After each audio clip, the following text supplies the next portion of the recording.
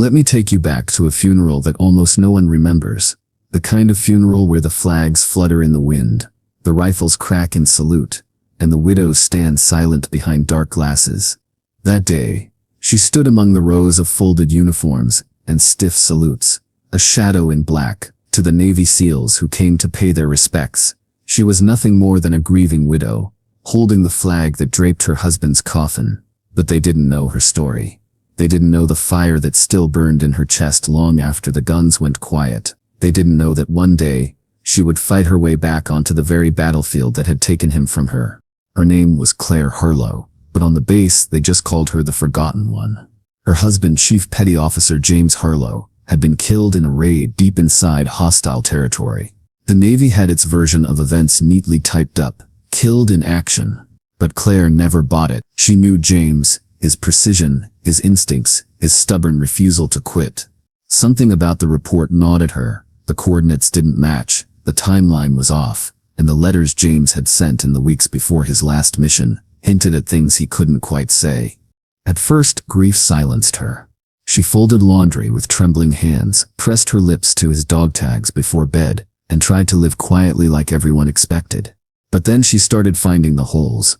A flash drive tucked inside his shaving kit, a notebook with scrambled numbers and names she didn't recognize, and a letter that ended with one haunting line. "If anything happens, you'll know where to look." She didn't know it yet, but that was the start of her war.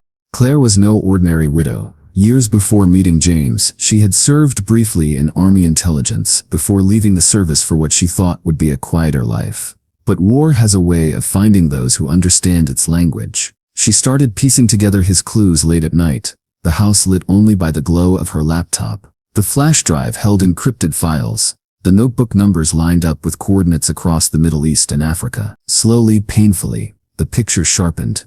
James's last mission wasn't just a raid. It was part of something far bigger, something the brass didn't want exposed. That knowledge was dangerous. She realized it the night her car brakes failed on a quiet Virginia road.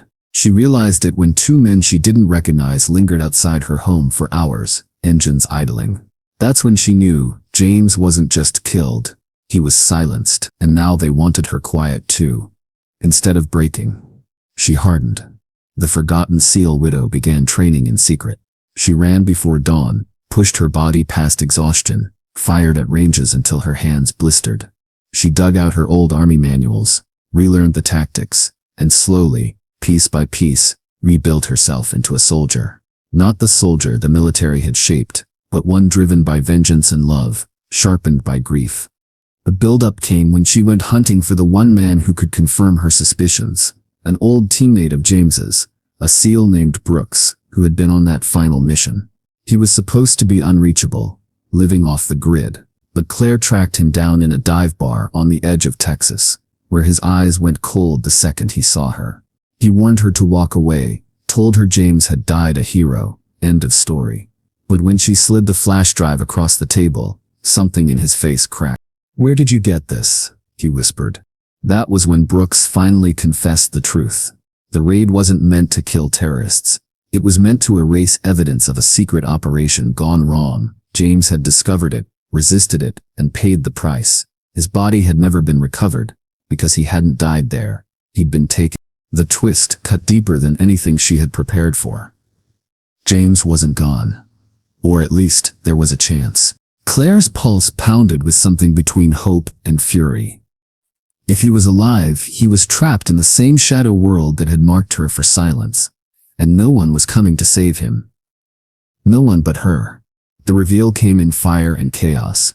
Claire convinced Brooks, against every instinct he had left, to help her infiltrate the war zone, where James had last been seen. They moved through the dust and ruins like ghosts, her determination keeping them steady while bullets cracked and mortars shook the earth. She wasn't supposed to be there. She wasn't trained to fight like the SEALs beside her. But when the ambush came, it was Claire who dragged Brooks to cover. Claire who pulled the trigger first. Claire whose scream cut through the smoke. "Move." And then, in a crumbling compound lit by muzzle flashes, she found him. Shackled, bloodied, eyes hollow, but still alive. James. For a moment, time froze. The widow who had been forgotten by the Navy, ignored by the brass, underestimated by the world.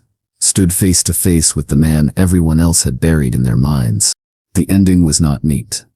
Their escape was brutal, torn with firefights and near captures, and not everyone made it out. Brooks was hit, refusing evacuation until James and Claire were clear. By the time the dust settled, James was free, but the man who had given her the truth was gone. Back home, the Navy didn't parade them as heroes. There was no press conference, no medals, no headlines. The official records still said James Harlow had been killed in action. Claire was still just a widow on paper, but those who had seen her fight, those who had bled beside her, whispered another story. A story of a woman who refused to be forgotten, who carried the fight into the shadows when no one else would. Some say love makes you soft. Claire Harlow proved them wrong. Love had made her dangerous. Love had made her a soldier again. And so, when people ask what became of the forgotten SEAL widow, the answer is simple. She fought her way onto the battlefield, and she never left.